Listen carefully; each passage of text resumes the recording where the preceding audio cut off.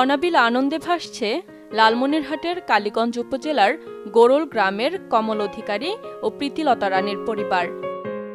তাদের ঘর আলো করে আজ জন্ম নিল এক পুত্র সন্তান। এটা আমার ফার্স্ট বাচ্চা, খুবই ভালো লাগছে। আমার ছেলে নাই, এখন যদি নাতি যদি সেইভাবে যদি লেখাপড়া করতে পারে, যদি দাদু দিদি যদি নাম আঁকতে পারে তাহলে তো ভালো।